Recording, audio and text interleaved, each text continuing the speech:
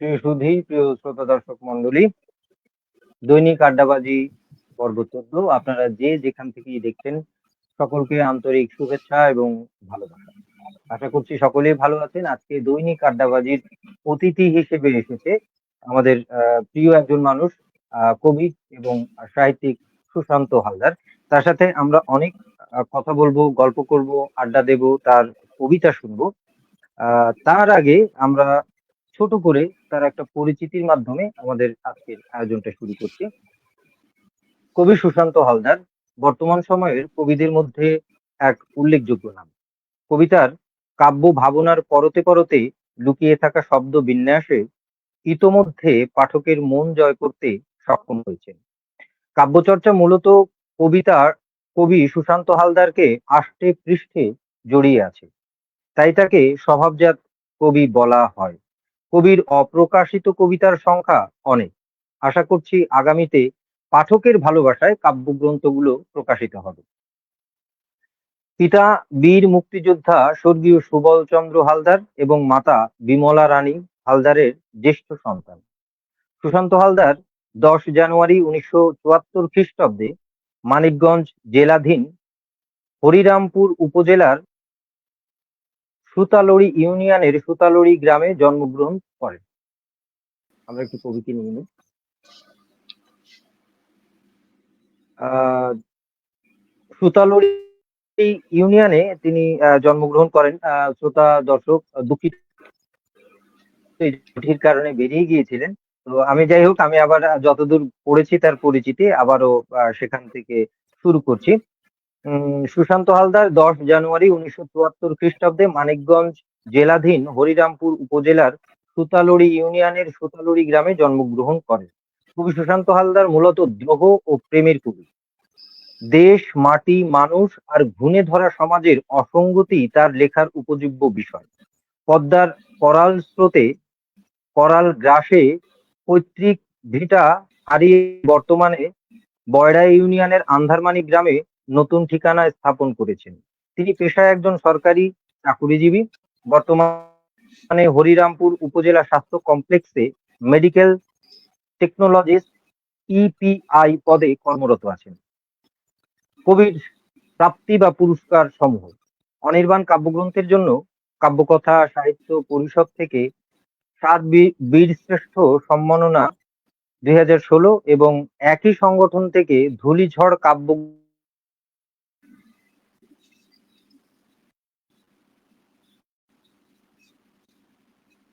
2016 অর্জন করে। নীলা কাব্যগ্রন্থের জন্য ত্রৈমাসিক সাহিত্য দিগন্ত পুরস্কার 2018 অর্জন করে। এই ছিল কবির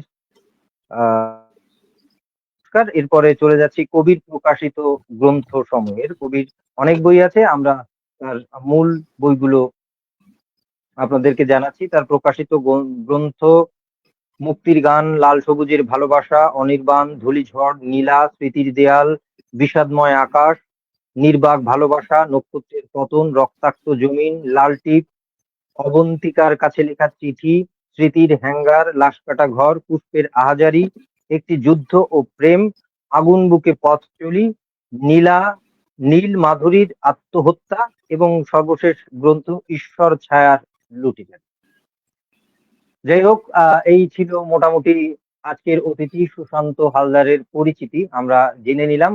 এখন পালা সুশান্ত হালদারের সাথে প্রাণ খুলে আড্ডা দেবার, তার কথা শোনার, তার কবিতা শোনার। সুশান্ত হালদার, আপনি কেমন আছেন এবং শ্রোতা দর্শকদের সাথে আপনার কুশল বিনিময় করুন। হ্যাঁ, ভালো আছি খুবই। এবং আপনি কেমন আছেন?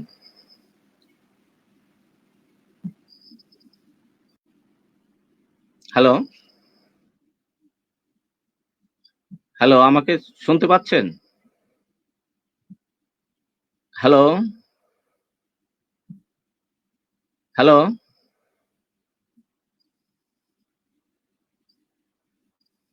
আমাকে শুনতে পাচ্ছেন? হ্যাঁ, আমি ভালো আছি এবং আজকের এই অনুষ্ঠানে ফেসবুক লাইভে আমি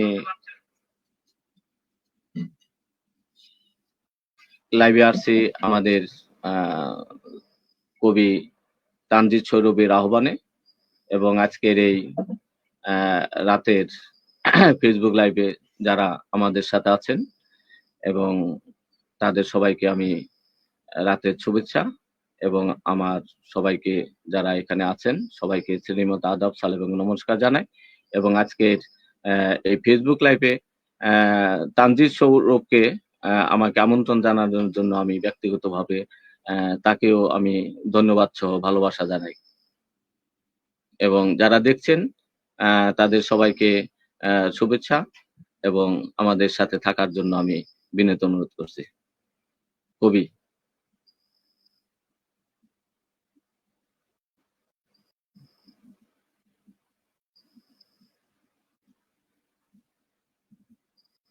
হ্যালো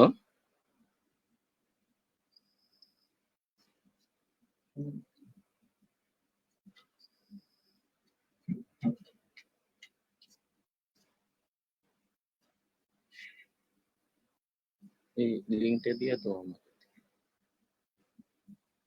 হ্যাঁ হ্যাঁ হ্যালো হ্যাঁ হ্যাঁ হ্যাঁ, শুনতে পাচ্ছি।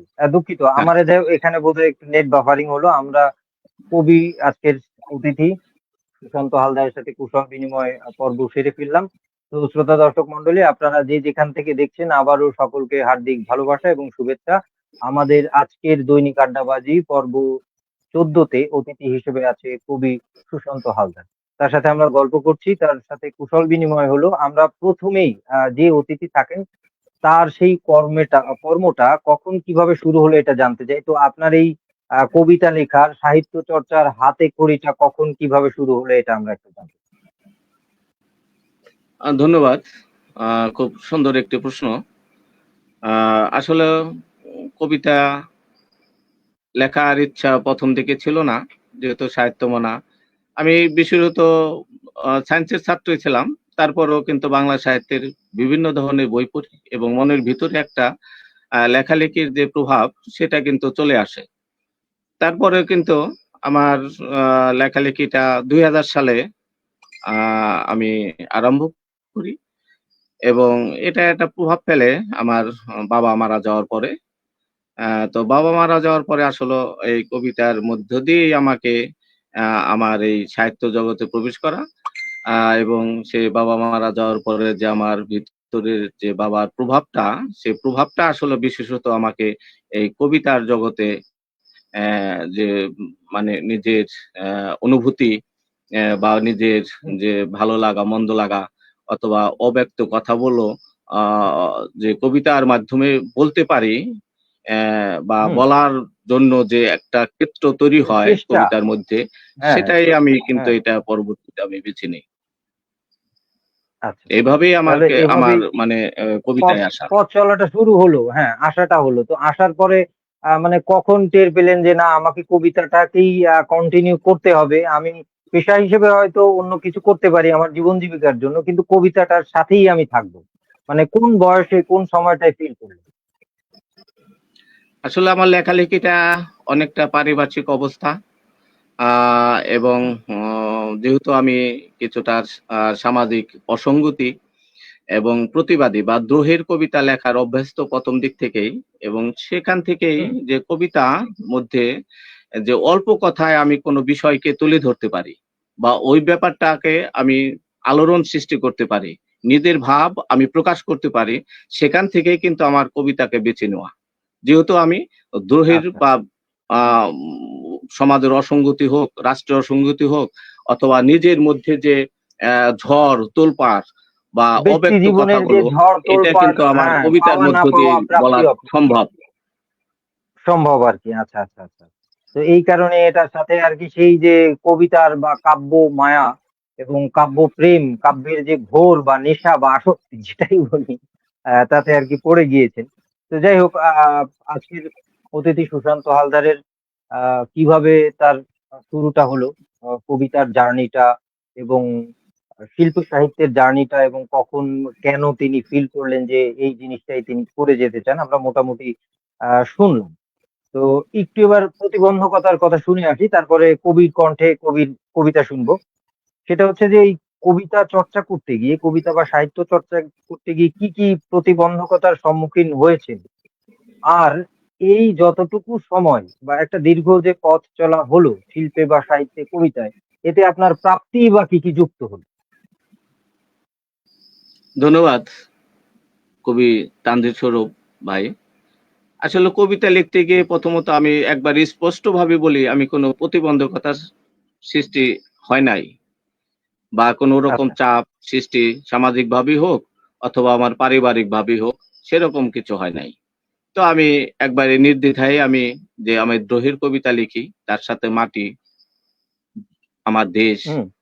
আমার সমাজ, আমার ব্যক্তিগত আ জীবন, আসলে এগুলো তুলে আনার চেষ্টা করি খন্ড, খন্ড করে আমি তুলে আনার। কিন্তু আচ্ছা। সেদিক থেকে আমার কবিতা লেখার এই যে দীর্ঘ সময় ২০০০ সাল থেকে আজকে ২৫ সাল, তার মানে প্রায় হুম, তার আ মানে দীর্ঘ 25 ২ যুগ, বছর। ২ যুগ হ্যাঁ, ২ যুগ। পার হয়ে গেছে। এবং এই হুম, কবিতা লেখার একটাই কিন্তু কারণ, সেটা হচ্ছে যে আমি কিন্তু কবিতার মধ্যে আমার যে বক্তব্য, আমার যে হুম। পারিপার্শ্বিক অবস্থা, সেটা কিন্তু তুলে ধরতে হুম। পারি অল্প কথায়, যেটা কিন্তু কোনো উপন্যাসে অন সম্ভব না। অন্য কবিতা মাধ্যমে, কিন্তু হ্যাঁ, অন্য মাধ্যমে অন্য সম্ভব না। মাধ্যমে সম্ভব না, এবং যে কারণে আমাকে কবিতাটাই কিন্তু বারবার আমাকে এটা তাড়িত করে। এখান থেকে কিন্তু আমি বিচ্যুত হইনি আজও।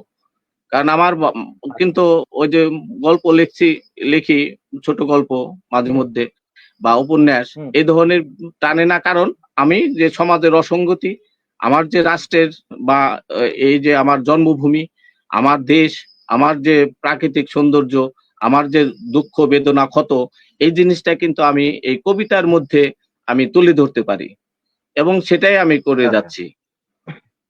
বাহ! বাহ!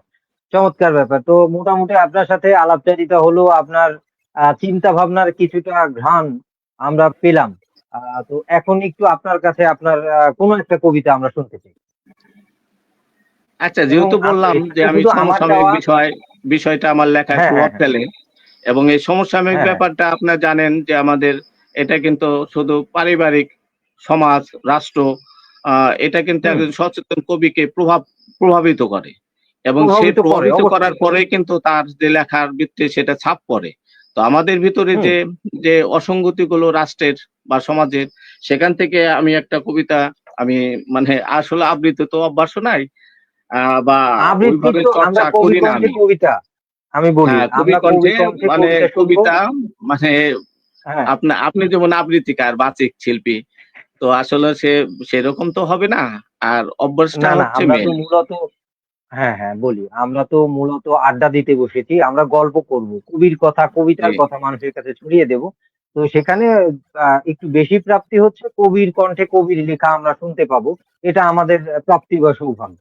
সেই হিসেবেই। শোনান। জি। তো এবারে শেষ কবিতাটা আমার ছিল, যেখানে যে এই যে মিটফোর্ডে যে হত্যাকাণ্ডটা হলো সোহাগ, এটা কিন্তু হুম, আমাদের যে দারুণভাবে প্রভাব ফেলছিল। রাষ্ট্র বা সমাজ যেভাবেই হোক, বিশেষত যারা লেখালেখি করি তাদের ভিতরে কিন্তু এই যে বর্বরোচিত হত্যা, সেই বর্বরোচিত হত্যাকাণ্ড নিয়ে যে আমার ভিতরে যে প্রভাবটা ফেলছে, তারই একটা বহিঃপ্রকাশ, স্বঘোষিত ঈশ্বর, আমার আচ্ছা। লেখার শুনি। শিরোনাম। তো সেই আচ্ছা, শুনি। ঘটনার উপরে যে লেখাটা, সেই লেখাটাই আমি ১ম এ আমি পাঠ করার চেষ্টা করছি কবি। আচ্ছা, বলুন। গজ ফিতা দিয়ে মানুষ মাপিনি, তোমাকে মেপেছিলাম, তুমি যখন উদ্যত রেখেছিলে নৃশংস পাথরে ভঙ্গি। আমি অবাক হয়েছি, যন্ত্রণা কাতর মাথাটি যখন থেতলে দিল তোমারই আরেক দুষ্কৃতিকারী সঙ্গী।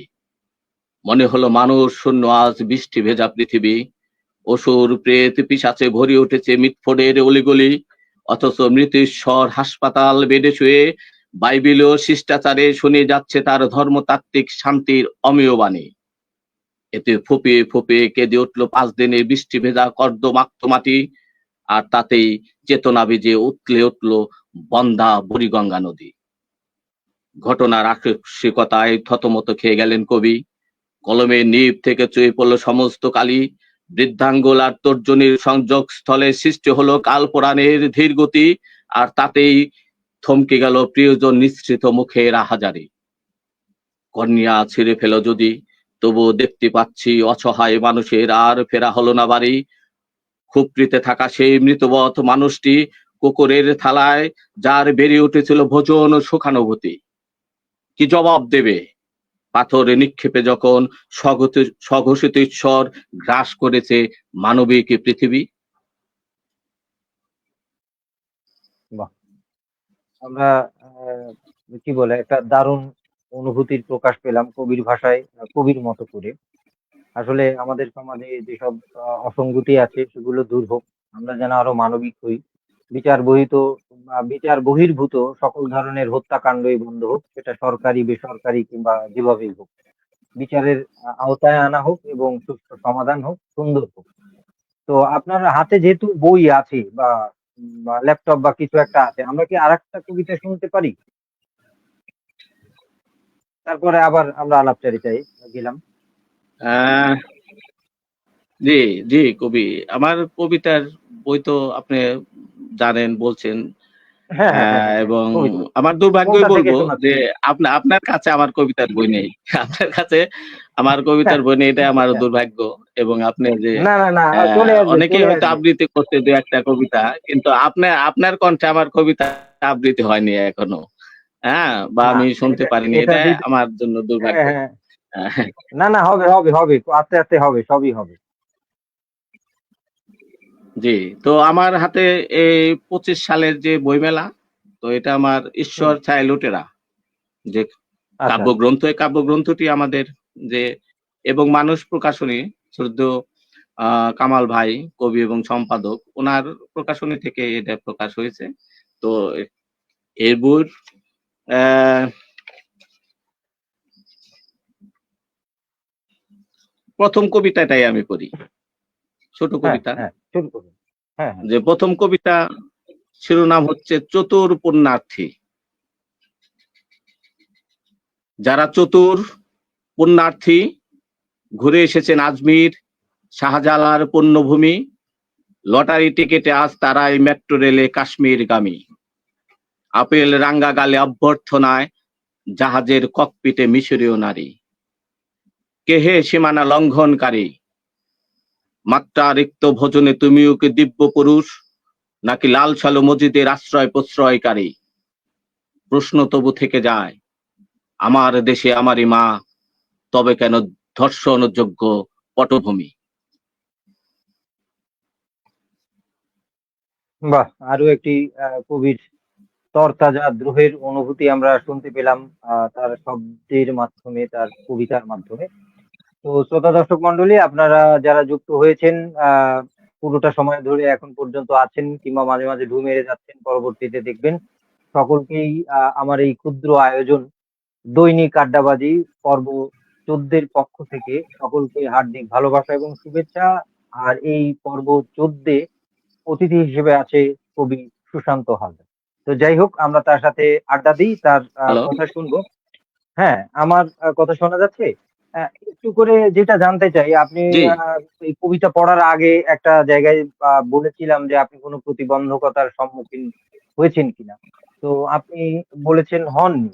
কিন্তু কখনো কি মনে এসেছে যে কবিতাটা যদি আমার পেশা হিসেবে হতো বা এখান থেকে আমার উপার্জনের ব্যবস্থা হতো, তাহলে বোধহয় কবিতায় আমি আরো ভালো কিছু করতে পারতাম এবং নিজেও অনেক স্বাচ্ছন্দ্য ফিল করতাম। এরকম কি কখনো মনে হয়েছে?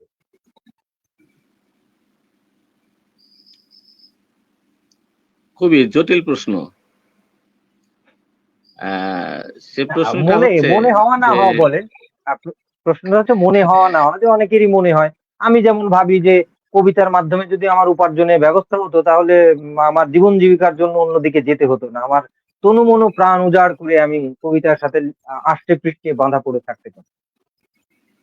না, সেটা তো একটা যারা লেখালেখি করি আমরা, সেটা কবিতাই হোক, ছোট গল্পই হোক, উপন্যাস হোক বা প্রবন্ধ হোক, যেটাই করি সবাই হুম, কিন্তু একটা আশা বা প্রাপ্তির যোগ থাকতেই পারে। তো আমাদের হুম, যে প্রেক্ষাপটে কিন্তু অনেক কিছু ঘটে না, অনেক সংযোগ বিচ্যুত হই আমরা। তো সেখান থেকে কিন্তু আমাদের আশা প্রাপ্তি হয় না, আমাদের মূল্যায়িত আচ্ছা। কিভাবে করা হয়।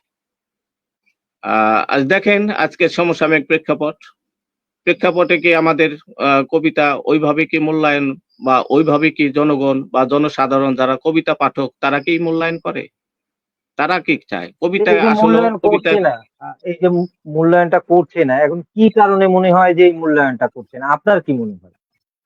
হ্যাঁ, এখন এখানে তো আসলে উম, যে মানে বই পড়ার যে অভ্যাসটা, সেটা তো আসলে হুম, রাষ্ট্রীয় ভাবে যে পৃষ্ঠপোষকতা, প্রথমেই বলবো আমি এই জায়গাটা আমাদের বিশাল একটা হুম, মানে গ্যাপ।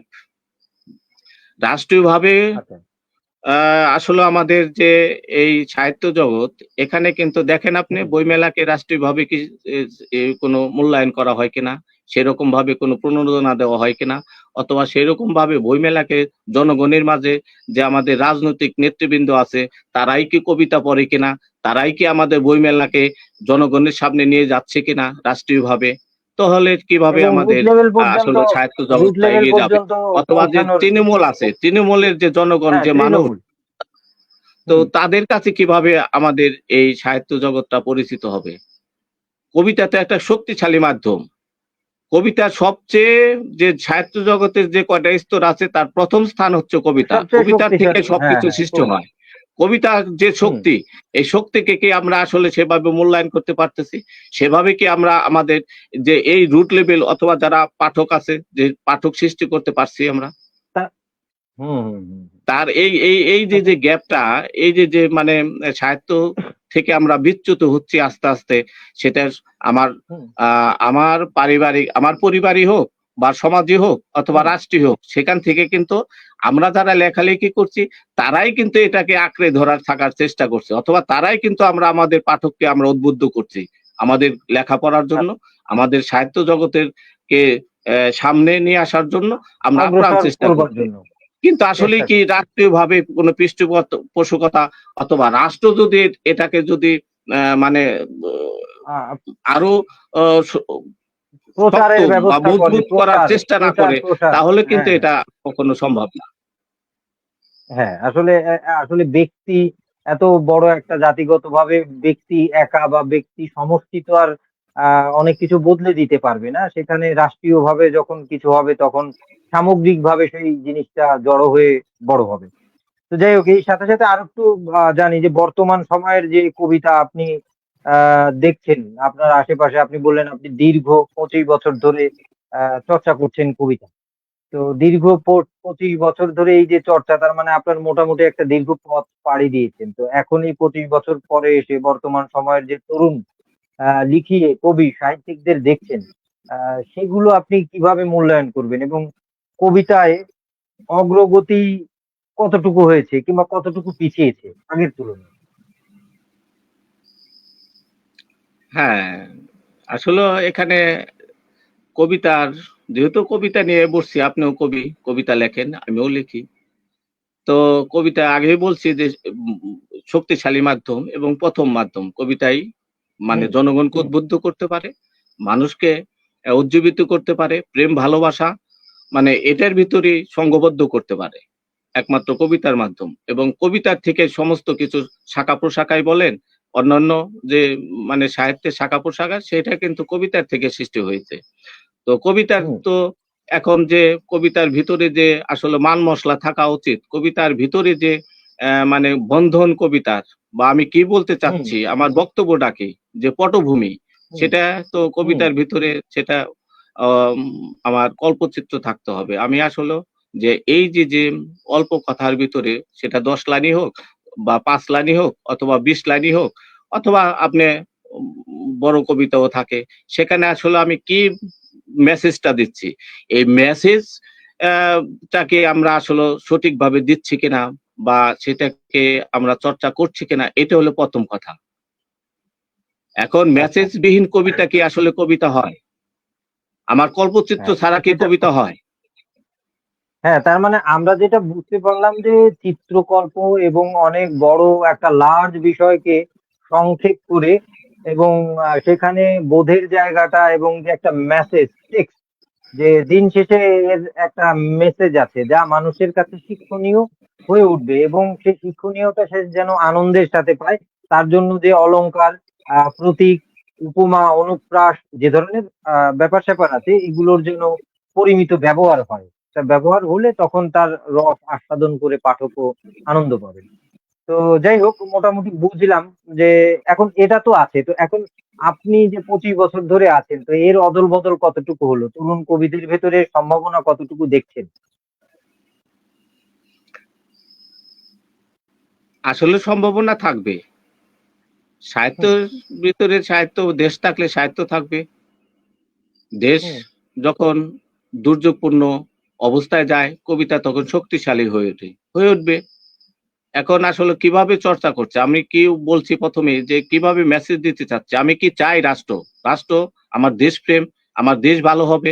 আমার দেশ ভালো হইলে আমি ভালো থাকবো। আমি সমষ্টিগতভাবে আমি সেটা আ মানে কি বলে? মানে সেটা আমার যে চাহিদা, নিজ চাহিদা থাকে সেগুলো তো ব্যক্তিগত না।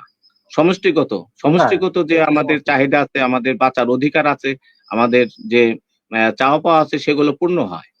এখন এগুলো তো একার দ্বারা সম্ভব না। এবং এই হুম, মূল্যায়িত কবিদের ভিতরে দেখেন আপনি আমাদের ভিতরেও কিন্তু হিংসা বিদ্বেষ থাকে। একজন আরেকজনের হয়তো অনেক সময় সিন্ডিকেট আমরা আমরা দেখতে পারি, বিদ্বেষপূর্ণভাবে আমরা যার দেখি যা বা এই আমরা যে সাহিত্য খাতে উদারতা, বিভিন্ন সিন্ডিকেট দেখতে পারি। হ্যাঁ, সিন্ডিকেট দেখতে উদারতা, পারি। হ্যাঁ, সিন্ডিকেট হ্যাঁ, দেখতে উদারতা। পাচ্ছি। সেই বলয় ভিত্তিক আমরা চলার চেষ্টা করি। তো এটাও একটা কবিতাকে মানে এই যে কক্ষিগত বা পিচ একটা আ পিছিয়ে নেবার কারণ গণ্ডির হয়ে ভিতরে দাঁড়িয়েছে। বেঁধে ফেলা। এই গণ্ডির ভিতরে হুম, বেঁধে হুম, ফেলাটাও কিন্তু আমাদের জন্য একটা ভয়ানক ব্যাপার। যেটা আ হ্যাঁ, হ্যাঁ, ভালোটাকে আপনি ভালো বলবেন, খারাপকে খারাপ না বললেও সেটাকে এড়িয়ে যান। কিন্তু আপনি হুম। যে মানে একটা অকবিতাকেও কিন্তু আমরা এখন খারাপকে কবিতা বলে প্রমোট আমরা করতে পারেন চালিয়ে না। দিচ্ছি। হ্যাঁ, একটা খারাপকে, একটা এগুলোও নষ্টকে একটা প্রমোট করতে দুঃখজনক পারেন না। ঘটনা। আপনি কবি তানজিদ সৌরভ, আপনি হুম, যেভাবে কবিতাকে আমাদের সামনে নিয়ে আসেন, আমাদের কবিতা পেজের মাধ্যমেই হুম। হোক বা আপনার যে জেপিজির মাধ্যমে হোক, মানুষের সামনে কিন্তু নিয়ে আসছেন কবি। কিন্তু হ্যাঁ, এইভাবে হ্যাঁ, তো মানে সেটা ঠিক। সামগ্রিকভাবে আপনাকে কবিতার মূল্যায়ন করতে হবে। সুশান্তর মূল্যায়ন করার তো দরকার নাই। সুশান্ত কোন বিভাজিত লোক সেটার দরকার নাই। সুশান্তর লেখা বা তার সৃষ্টি কি ধরনের সেটাকে মূল্যায়ন করতে হবে। তার অবশ্যই, বক্তব্য কি সেটার মূল্যায়ন করেন আপনি। সে কি বলতে চাচ্ছে? এখন সুশান্তকে ধরে অবশ্যই, যদি আপনি অবশ্যই। আমার কবিতার বা আমার সৃষ্টি মূল্যায়ন করেন তাহলে তো হবে না। সেটাই। তো একজন মানে কি বলে, সৃজনশীল মানুষের সৃজনকে মূল্যায়ন করাটাই মূল ব্যাপার। তো যাই হোক, আমরা আরো আড্ডা দেবো, কথা বলবো, কবির মনোভাব শুনবো, কবি কণ্ঠে কবিতার পাঠ শুনবো। আমরা একটু মন্তব্য দেখে আসি। অনেকেই লিখেছেন দেখছি। মন্ডল মাধবচন্দ্র লিখেছেন, খুবই সুন্দর আয়োজন, অনেক ধন্যবাদ আপনাকে। তাপস চক্রবর্তী লিখেছেন, জয় হোক। তিনি লিখেছেন, সুশান্ত হালদার তাপস কেমন দা, আছেন দাদা? তো হুম, হ্যাঁ, তাপস চক্রবর্তী। আর এরপরে চিটাগাঙের তাপস দা হ্যাঁ, হ্যাঁ, কবি। তাপস চক্রবর্তী উনি লিখেছেন। আপনাকে অনেক ধন্যবাদ, সাথে থাকুন। তাপস চক্রবর্তী। এরপরে দেখছি আরফিন এভা লিখেছে, অল্প কথায় গল্প বুঝানো। এটাই হচ্ছে কবিতা, উনি এটা বোঝাতে চেয়েছেন। ধন্যবাদ। আপনি আপনিও যুক্ত করেছেন আমাদের আড্ডার সাথে, যে কিভাবে কবিতাকে আর কি চেষ্টা করা যায়। তিনি আরো লিখেছেন, চমৎকার আয়োজন, প্রিয় প্রেম দ্রোহের ঋষি কবি সুশান্ত হালদার। ধন্যবাদ। আর সাথেই থাকুন শ্রোতা দর্শক মন্ডলী, আপনারা যারা প্রথম থেকেই এখন পর্যন্ত আছেন, কিংবা মাঝখানে এসে যুক্ত হয়েছেন, কিংবা মাঝে মাঝে ঢু মেরে যাচ্ছেন, কিংবা পরবর্তীতে দেখবেন। আপনারা দেখছেন দৈনিক আড্ডাবাজি পর্ব 14। আজকে অতিথি হিসেবে আছে কবি সুশান্ত হালদার। আপনাদের সকলকে অনেক অনেক অনেক ভালোবাসা এবং কৃতজ্ঞতা। আপনাদের আমার এই আয়োজন, ছোট্ট আয়োজন দৈনিক আড্ডাবাজি পর্ব 14, এই যে কবির আয়োজন, কবিতার আয়োজন, শিল্প সাহিত্যের আয়োজন, সুন্দরের আয়োজন, আপনাদের যদি ভালো লাগে তাহলে শিল্পীর কথা, কবির কথা, শিল্পের কথা, কবিতার কথা মানুষের কাছে বেশি বেশি ছড়িয়ে দেন।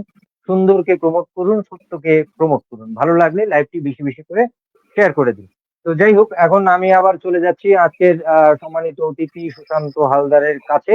আমরা একটু এবার কবিতা শুনতে চাই, আমি নিজেও শুনতে চাই, শ্রোতাদেরকেও শোনাতে চাই। এ পর্যায়ে আমাদের কি কবিতা শোনাচ্ছেন? কোনো বই থেকে কিংবা আচ্ছা, নতুন কিছু? নতুন নতুন কবিতায় আমি করছি, হ্যাঁ, হ্যাঁ। চেষ্টা করছি। তাহলে শুনি আমি আপনার। যেহেতু বলি, আপনার আসলে কবিতাটা একটু ছোট হয়, আমরা পরপর দুটো শুনি, মানে আপনি দুটো কবিতাই শোনান আমাদের। আচ্ছা, আপনার কাছ থেকেও শোনার ইচ্ছা রইলো আমার। আর আচ্ছা, ওইভাবে আচ্ছা। আমার এটা কবিতা আপনার আপনাকে আমি কাছে বলি, দেওয়া হয় নাই। আজকের আজ হ্যাঁ, না, আজকের আয়োজনে একটু আড্ডা টাইপের, তো আমরা এটা জি, নিয়ে বসবো। আমাদের সময় আছে। তো চলুন আমরা কবিতা শুনি। হ্যাঁ। এখন যেহেতু কবিতা এমন একটা জিনিস আমার হয়ে গেছে, সেটা হচ্ছে যে কবিতা লেখা আমার একটা প্রশান্তি আসে। আমার আচ্ছা। সারাদিনে ২৪ ঘন্টা, এই ২৪ ঘন্টা অফিস করি। আমার সংসার হুম, আছে। এর মধ্যেই হুম। কিন্তু আমি ছোট চাকরি করি, কিন্তু সে চাকরিটাও কিন্তু জবাবদিহিতামূলক। আমার কাজে হ্যাঁ, জবাবদিহিতা দিতে হয় অবশ্যই। হ্যাঁ, এবং অবশ্যই। আমার জবটা কিন্তু ওই সেবামূলক জব।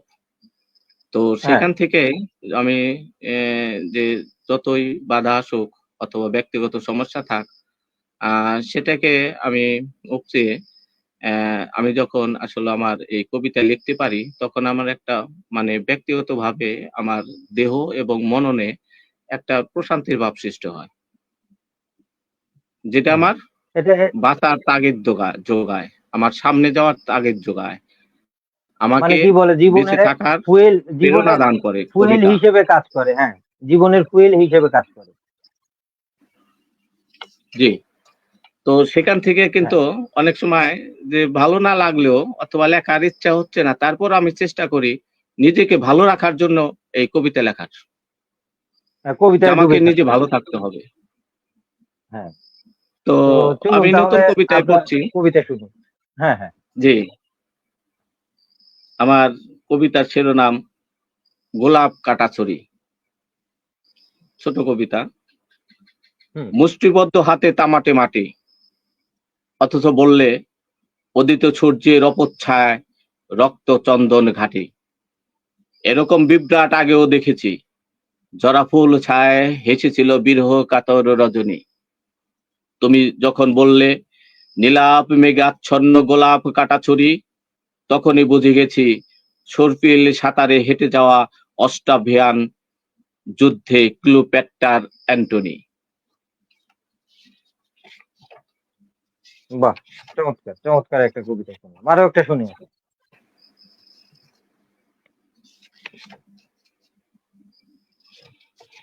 আমরা এটা হচ্ছে আপনার একদম সদ্য লেখা কবিতা এই ২০২৫ জি, সালে, তাই তো? জি। আমি তো আশা ২৫ করছি সালে আশা করছি হ্যাঁ, আশা করছি এটা বই বাঁধাইয়েও আমরা যারা পাঠক আছি আমরা পাবো এবং অন্যান্য আপনারা যারা পাঠক আছেন বই পাবেন আশা করছি জি, শিগগিরই। তো চলুন জি পরবর্তী পাবেন। কবিতায়। আসলে যারা কবিতার মানুষ তারা তো অনেকে কবিতা লেখেন, অনেক ভালো কবিতা লেখেন। আমরাও তো চেষ্টা করি নিজের জন্য লিখি। আর এই নিজের জন্য লেখার যে প্রাপ্তিটা যখন আপনারা মূল্যায়ন করেন বা পাঠক যদি ২-৪ জন মূল্যায়ন করে, ওইটাই আমাদের বড় প্রাপ্তি হিসাবে আসলে আমাদের জন্য রয়ে যায় লেখার থেকে জন্য যায় বা বা হয়ে আমাদের যায়। হ্যাঁ, হ্যাঁ, ধারাবাহিকতা লেখার জন্য। সৃষ্টি করতে সেটাই। তো একবারে শেষ কবিতা পড়ছি আমার এই লেখাটা হুম, হুম, 'ভাগ্যের হুম। বিড়ম্বনা'। এটা মানে শেষ লেখা আরকি। আচ্ছা। আজকে আমি কবিতা লিখিনি। একদম শেষ যেহেতু লেখা আমাকে হ্যাঁ, আপনি এবছরে, ডাকছেন। এবছরে। সেটাই। হ্যাঁ, তো সেখান থেকে ৬টা ২০ তোমার আসার কথা ছিল।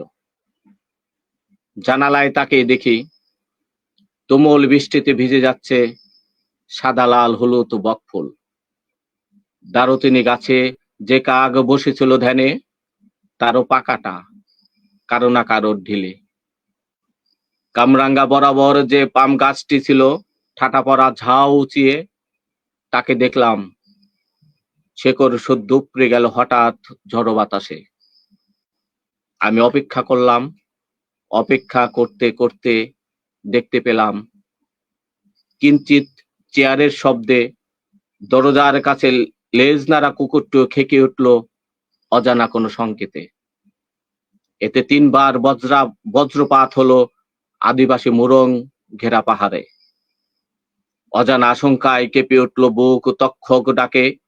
বেয়ারার হাতের দস্তানা খসে পড়ল জাগারস উপচে পাশে বসা বিদেশিনী, যার সুলোচনা চোখে পৃথিবীজোড়া বিস্ময় আবক্ষ ভিজে যাওয়ার ভয়ে।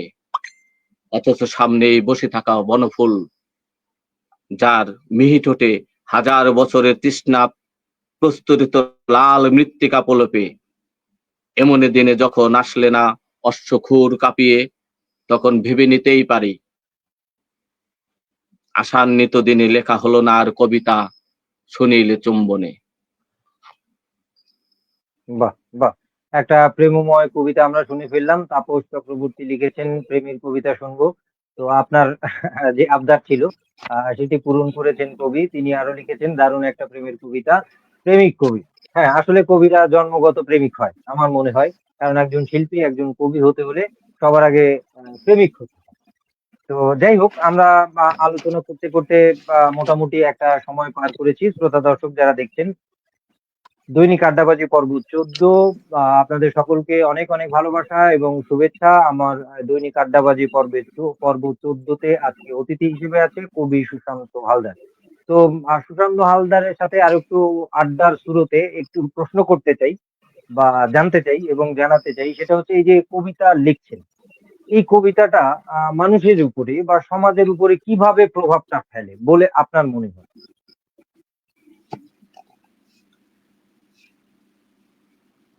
এখন কবিতার প্রভাব ফেলবে, কবিতার তো প্রভাব ফেলে মানুষের উপরে। একমাত্র কবিতাই একমাত্র শক্তি, যে শক্তিতে হুম। সমাজের বা রাষ্ট্রের কোনো ন্যায় অন্যায়ের বিরুদ্ধে কিন্তু এটা রুখে দাঁড়ায়। একমাত্র কবিতাই জনসাধারণকে অন্যায়ের বিরুদ্ধে রুখে দাঁড়ানোর জন্য সাহস যোগায়, সমষ্টিগত হুম। করে তোলে। এবং হুম। কবিতাই কিন্তু অন্যায়ের বিরুদ্ধে যুদ্ধ আহ্বান করে। আপনি উপন্যাস করবে না, আপনি ছোট গল্প করবে না, এই সাহিত্য জগতের একমাত্র মাধ্যম কবিতা, এটা হচ্ছে শক্তিশালী মাধ্যম। কবিতা স্লোগান এই হিসেবে কাজ করে। কবিতা মানুষের কি বলে, প্রেমিক যখন তার প্রেমিকার কাছে যায় কিংবা ব্যক্তি জীবনের দুঃখ মন্থন করে, তখন মনে পড়ে কবিতার দুটো পংক্তি কিংবা পুরো একটা কবিতা।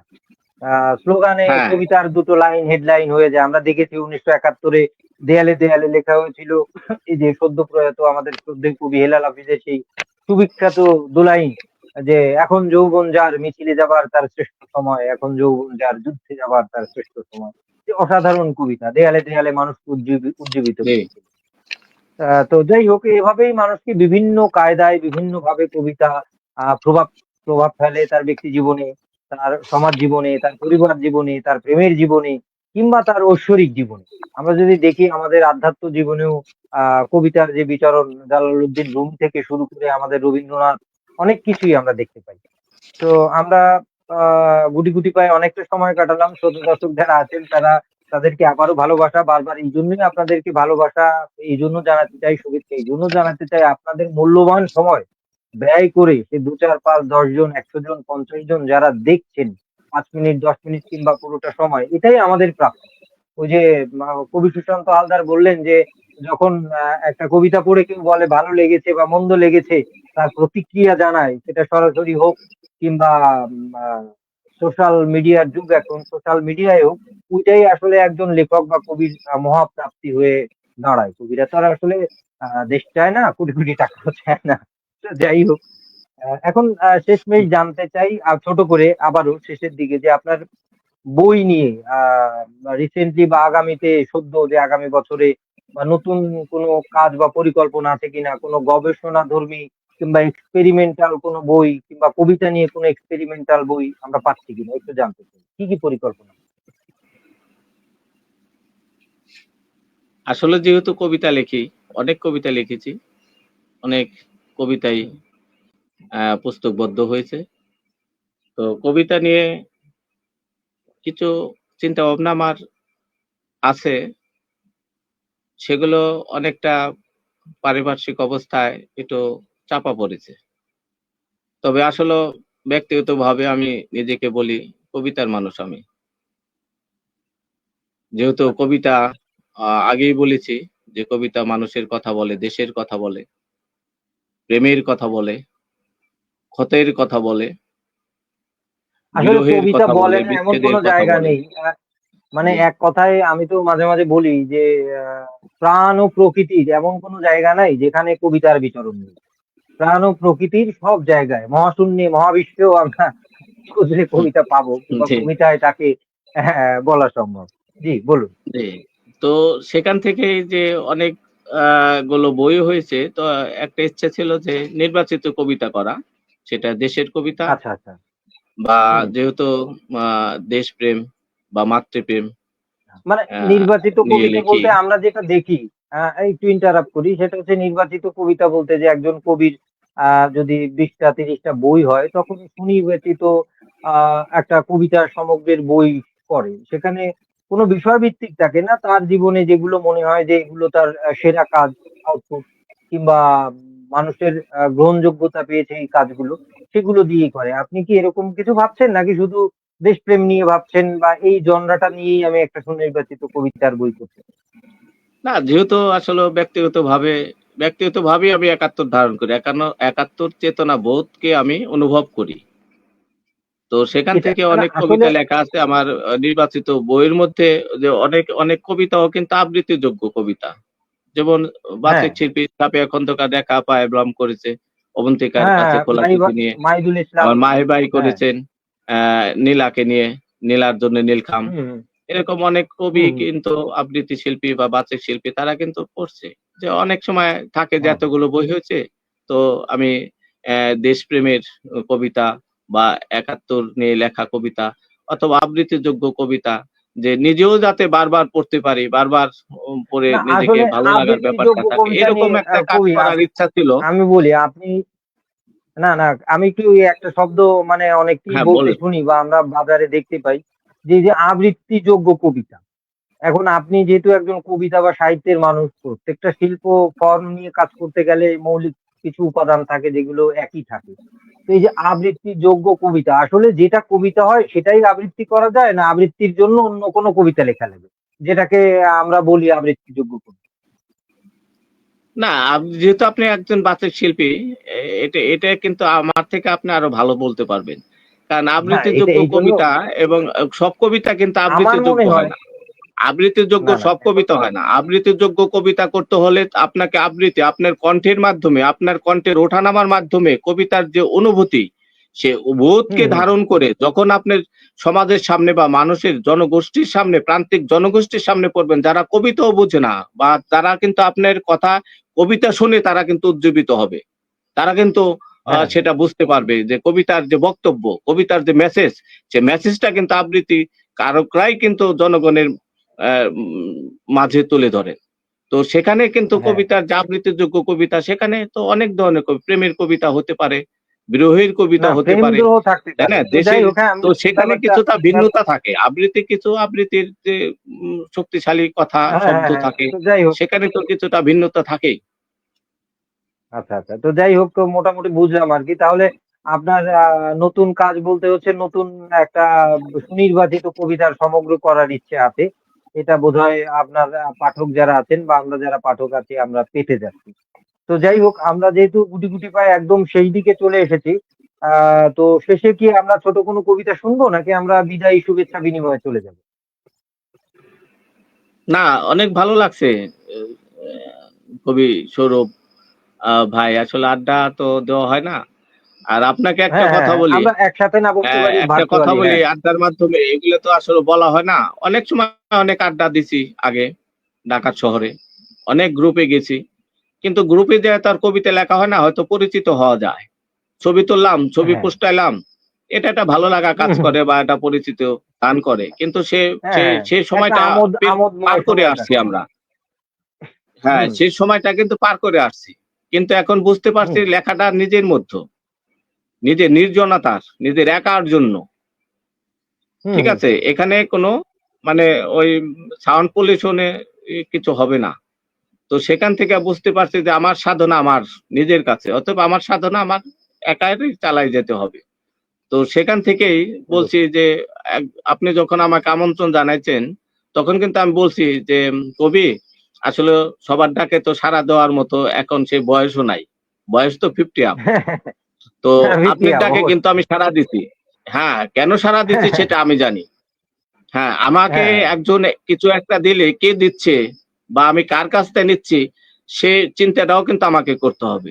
কেন আমাকে করতে হয়। মূল্যায়ন হ্যাঁ, করছেন, হ্যাঁ। সে চিন্তা আমি করব না? হুম, হুম। তো সেই বোধ অবশ্যই, অবশ্যই। বুদ্ধিটাও কিন্তু এখন আমাদের মানে ও দেহে বা মননে তৈরি কিন্তু হয়ে গিয়েছে। আসছে।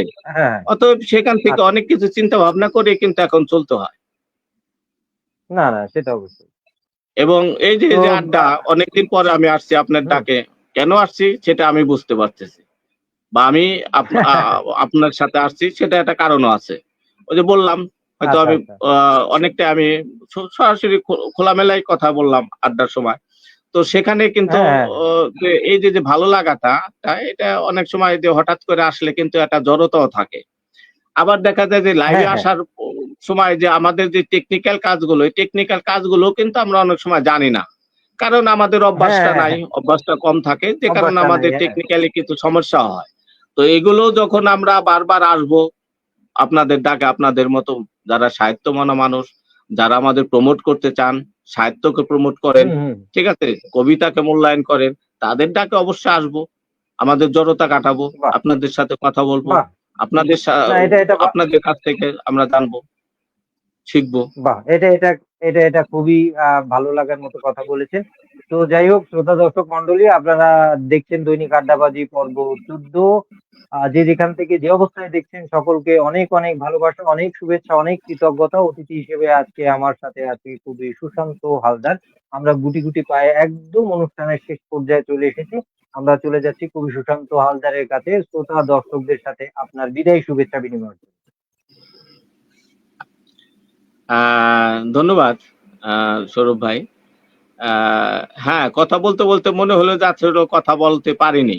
হয়তো আমার কাছে মনে হচ্ছে যে ১-২ মিনিট কথা বলছি এরকম। অথচ আমি হ্যাঁ, দেখছি যে কিন্তু আমরা লাইভে কিন্তু কিন্তু 46, ৫০ হ্যাঁ, মিনিট, 46 অলরেডি মিনিট পার ৫০ করছে, মিনিট হয়ে গেছে। ৫০ মিনিট। আসলে কোথায় দিয়ে যে এই হ্যাঁ, যে ৫০ মিনিট হয়ে গেল, এখন তো মনে হচ্ছে আমাকে যে কিন্তু আমি শোনেন, আপনাকে না, বলছিলাম না, যে না, ০.৫ শোনেন, ঘন্টা থাকবো। আধা ঘন্টা বেশি আপনি লাইভ করবেন না। আমারে কিন্তু বলতেন যে আধা ঘন্টা করেন, লোকে দেখে না। এই যে দেখে জি। কি দেখে না, আসলে কথা হচ্ছে এমন জিনিস, আড্ডায় বসলে তখন ১ ঘন্টা, আমি অনেক সময় ১ ঘন্টায় পারি না। তারপরেও ১০ মিনিট হয়ে যায়। চেষ্টা করি ১ ঘন্টার ভেতরে রাখার। হ্যাঁ, বিদায় শুভেচ্ছা বিনিময় করি। হ্যাঁ, আসলে ওই যে বললাম যে বলছি কিন্তু তারপরও কিন্তু ১ ঘন্টা মানে ৫০ মিনিট হয়ে গেছে। মানে কোথায় দিয়ে যে সময় যায় এটা কিন্তু আসলে বলা যায় না। এখন মনে হচ্ছে যে অ্যাম কবির সাথে আরো কিছুক্ষণ থাকি। এবং আসলেও টেকনিক্যালি ব্যাপার হয়তো অনেকে যারা আমাদের সাথে সংযোগ হয়েছেন তাদের হয়তো কমেন্টটা পড়লে তাদের নামটা বললে কিন্তু ভালো লাগে। ভালো লাগে। হ্যাঁ, হ্যাঁ, সেরকম হ্যাঁ, হ্যাঁ। ব্যাপারটাও কিন্তু আমাদের লাইভে বা আমরা যে কথা বলি এটা একমুখী হয়ে যায়। একমুখী কোনো হুম, কিছুই হুম, তো ভালো না। তো মাঝে মধ্যে তাদের হুম, একটু খোঁজ খবর নিলে বা তারা কি ধরনের মন্তব্য করছে সেটাও তো পড়ে তাদের শোনাতে হবে দর্শকদের এবং আমাদের মতামত জানাতে হবে। তাদের মতামতকেও শ্রদ্ধা জ্ঞাপন করতে হবে। তো সেখান থেকে আসলে হুম। লাইভটায় যে অনেকে হয়তো অনেক সময় থাকে না।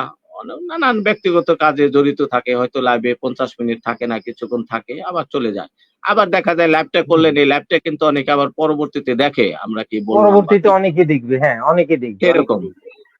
তো সেরকম ভাবে থাকার জন্য যে আসলে লাইফটা যাতে আসলে একটু আনন্দ মানে এনজয়ফুল হয়। হ্যাঁ, হ্যাঁ, হ্যাঁ। কিন্তু কবিতার ব্যাপার, হুম, কবিতার মানুষ তো সবাই হয় না, না হয়? হুম, হুম, হুম। না, নাকি হয় কবিতার সবাই কবিতার মানুষ হয় না, বা না, সবাই কবিতার কবিতা মানুষ তো আর বুঝে বা সবাই না। সবাই কবিতা হ্যাঁ, হ্যাঁ। ভালোবাসে এরকম তো না। না, না, এরকম না। না, এরকম না, না। না। তাই না? আমরা লাইভ করতেছি ২ জন কিন্তু এখানে কিন্তু হুমড়ি খেয়ে ১০০, ২০০ বা ৫০০ জন লোক কিন্তু আসবে না। তাই না? না, না, কবিতার মানুষ এই কিছু যে আমাকে যে কবিতাকে যারা ভালোবাসে তারাই আসবে। হ্যাঁ, এখন এরকম আছে কবিতা পাগল মানুষও আমি পেয়েছি কবি। তাই না? হ্যাঁ, হ্যাঁ, যেমন হ্যাঁ। বরিশালের আছে উনি কবিতা লিখতেন এবং উনি অনেক জ্ঞানী যে জেমস তাপসবালা উনি। উনি হুম, উদয়ন মাধ্যমিক বিদ্যালয়ে অ্যা অ্যা জব করেন শিক্ষকতা মানে মানুষ গড়ার কারিগর। সে কিন্তু কবিতা পাগল। হুম, হুম, ভীষণ কবিতা পাগল এবং তার এই যে মানুষগুলো, এই মানুষগুলোর জন্য কিন্তু আমাদের পাশে থাকতে হবে। এই মানুষগুলোকেও কিন্তু প্রমোট করতে হবে। এই যে কবিতার মানুষ তারা যে পাগলের মতো কবিতা পড়ে, পাগলের মতো আমাদের উদ্বুদ্ধ করে, এ তাদের কাছে আমরা ঋণী। যে আমাদের তারা লেখায় অবশ্যই। প্রাণিত করে, অনুপ্রাণিত করে। তাই না? এই মানুষগুলো হুম। আছে, থাকবে কিন্তু কমছে। কেন আমরা বাড়াতে পারছি না? কবিতার মানুষ তো বাড়াতে হবে। কেন পাচ্ছেন না? আজকে কবি তানজিদ স্বরূপ কেন তার কবিতার পাঠক বাড়াতে পারে? এটা কি আপনার দায়িত্ব? শুধু আপনার দায়িত্ব? না, এটা আপনার দায়িত্ব তো না। প্রকাশক, আ হ্যাঁ, সবাই যখন সমষ্টিগতভাবে একটা প্রয়াস চালাবে, কোনো কিছুকে মানুষের কাছে নিয়ে যাবার, তখন সেটা পৌঁছবে। কোনো ব্যক্তি একা তো আর সেটা পারে না। তো যাই হোক, এখন হয়তো সেই সুদিনের সম্ভাবনার আশায় আমরা থাকলাম। আশা ছাড়া তো আসলে যে কি বলে, না কবি একটা এখানে প্রবাদ আপনি আছে, তো আপনি তো যতক্ষণ কবিতা নিয়ে কাজ করেন। আপনি অনেক কাজ করেন। কিন্তু হুম, হুম, এগুলো নিয়ে কাজ করতে হবে। কেন গভর্নমেন্ট আগে আসে না? কেন যারা এই সমাজ পরিচালনার দায়িত্বে থাকে, যারা সমাজের কথা বসে, তারা তাদের কবিতার ভিতরে আসতে হবে। তাদের কবিতার কথা বলতে হবে মানুষকে। তবেই মানুষ কবিতা হুম, পড়বে। হ্যাঁ, মানুষ বই অবশ্যই। পড়বে। বই পড়া মানুষ তো কোনো অন্যায় করতে পারে না। বই পড়া মানুষ কি অসামাজিক কার্যকলাপ করবে? বই পড়া মানুষ কি না, কবি সৌরভ চান্দিরকে বা এই সুশান্তকে আঘাত করবে? না কখনোই করবে না। তো সেখান থেকে তো আমাদের কাজ করতে হবে, রাষ্ট্রীয়ভাবে কাজ করতে হবে। কবিতাকে উজ্জীবিত করতে হলে, কবিতার মাঠ প্রসার করতে হলে, কবিতাকে শুধু আহ, যারা লেখালেখি করেন বা ফেসবুকে আমরা যারা লিখছি, নিজেদের জন্যই আমি বলবো লিখছি, এবং আমরা যারা কবিতা কবিতা পড়ছে, কই পাঠক তো বাড়ছে না কেন? আপনার পাঠক তো কবিতা আমি পড়ছি, আমার কবিতা আপনি পড়ছেন, এখান থেকে তো আপনি বের হতে বলছেন, হবে। হ্যাঁ হ্যাঁ হ্যাঁ, না কেন পাঠকের এই পরিসর জাতীয় বাড়াতে কথা হবে। কেন বলছেন না? আপনি আপনি লাইভ করতেছেন, আপনি তো এই জাতীয় কথা বলছেন না। আপনার মতো মানুষ পাঠ- তো আছে, বহুত আছে, কিন্তু আমাদের এই জায়গাটা কাজ করতে হবে, এই হুম, জায়গাটা আসতে হবে। তাহলে আমাদের যে এই যে পিছিয়ে পড়া, আপনি কিন্তু এই যে প্রশ্ন রাখছেন, প্রশ্নের উত্তরগুলো এখানে আসতেছে কথায়। এই তারপরে হুম, আমাদের আস্তে আস্তে এই জায়গাটা আসতে হবে। আসলে আমাদের কবিতার যে সমষ্টিগত প্রসারিত যে ক্ষেত্রটা, সে ক্ষেত্রটা তৈরি হবে। আর সে অবশ্যই। ক্ষেত্রটা তৈরি না করতে পারলে সমষ্টিগত ভাবে, তাহলে তো এটা ভেঙে যাবে, এটাকে তো বিলুপ্তির পথে চলে আসবে। তো যাই হোক, যারা লাইভে আসলে আমার কথা শুনছেন, এবং এখানে হুম, সঞ্চালনায় যে কবি তানজিদ সৌরভ আছেন, তো এতক্ষণ আমি সবার কাছে কৃতজ্ঞতা প্রকাশ করছি, এবং আবারও ধন্যবাদ জ্ঞাপন করছি, এবং সাথে আপনাদের জন্য আজকের রাত্রে শুভেচ্ছা শ্রদ্ধা সহ ভালোবাসা জানিয়ে আমার ঈশ্বর ছায়া লুটেরা থেকে আমি আর একটা কবিতা পড়ছি। হ্যাঁ করুন। কবিতার নাম অস্থির এক বাংলা। এতদিন পর যাকে দেখছো, আমি কি সেই পাতা ঝরা গোধূলি সন্ধ্যা, যাকে দেখলেই সারসের গলা আটকে যেত মহেশ খালের পটি ট্যাংরা? আমি কি সেই পোবালি হাওয়া, যাকে দেখলেই ভৈরবীর আগে গেয়ে যেত গান সেই মৌন বালিকা? যাকে দেখলেই মনে হতো দীর্ঘ বিরহে কাতর নীলকণ্ঠ লতিকা? আমি কি সেই ঝরে পড়া পাতার মর্মর অস্থিরতা, নাকি বসন্ত আগমনের চিরবিদায়ের সম্ভাবনা? যাকে দেখলেই দুরু দুরু বুকে বয়ে যেত তথ্যের ঝড় হওয়া? আমি কি সেই একলব্য বালকের নিখুঁত নিশানা, যাকে দেখলেই প্রেম নয়, জেগে ওঠে অসময়ে এক প্রতিযোগিতা, রাজার রাজ্য রক্ষার্থে এক পেশে এক মহানুভবতা? আমি কি সেই নিভিজা আগুনের অখণ্ড যন্ত্রণা, যাকে দেখলে নেমে আসে প্রভূত যুদ্ধে সন্তান হারা মায়ের নীরবতা? আমি কি ঘটে যাওয়া ঘটনার শিরোনামহীন কবিতা, নাকি ভুলে যাওয়া প্রেমে বালিকার ধরফর করা বুক ওঠানামা? যাকে দেখলেই মনে হয় বৈশাখী ঝড়, অস্থির এক বাংলা। যাকে দেখলেই মনে হয় বৈশাখী ঝড়, অস্থির এক বাংলা। হ্যাঁ, বাহ! আমরা কবির সাথে বিদায় শুভেচ্ছা বিনিময়ের সাথে আরো একটি চমৎকার কবিতা শুনে ফেললাম। কবির মনোভাব কবিতার মাধ্যমে আমরা পেলাম। তো শ্রোতা দর্শক, আমরা যেহেতু একদম শেষ পর্যায়ে চলে এসেছি, তারপরেও দেখছি অনেকে মন্তব্য করেছেন। আরিফিন, ইভা, তাপস চক্রবর্তী আরো লিখেছেন। তারপরে এদিকে আমি দেখতে পাচ্ছি অনামিকা লিখেছেন, অনামিকা হাজরা। তো অনেককেই ধন্যবাদ যাদের মন্তব্য পড়েছি, কিংবা দু একটা চোখের আড়াল হয়ে গেছে পড়তে পারিনি, যাদেরকে নাম উচ্চারণ করতে পারিনি, ক্ষমা সুন্দর দৃষ্টিতে দেখবেন। আর কবি সুশান্ত হালদারের সাথে গলা মিলিয়ে বলতে চাই, পরিসর বাড়ুক, পাঠক আসুক। এ কারণেই আমার এই ছোট ছোট আয়োজন, হয়তো বা ব্যক্তিগত পরিসরে, যার প্রত্যেকটা মানুষেরই তো একটা লিমিট থাকে, সামর্থ্য থাকে। তা আমার একা তানজিদ সৌরভের যতটুকু সামর্থ্য কুলোই, আমি চেষ্টা করি একজন কবির, একজন শিল্পীকে আমার মতো করে, আমার সাধ্য অনুযায়ী, হ্যাঁ, সেটাকে মানুষের সামনে নিয়ে আসার। তো আশা করছি এভাবে কবি, শিল্পী, সাহিত্যিকরা মানুষের কাছে আস্তে আস্তে পৌঁছে যাবে, এবং যারা দেখছেন, যারা শুনছেন, তারা এই কবির কথা, শিল্পের কথা, এই শিল্প মাধ্যমটাকে, এই কবিতাটাকে, এই কবিকে মানুষের কাছে পৌঁছে দেবে।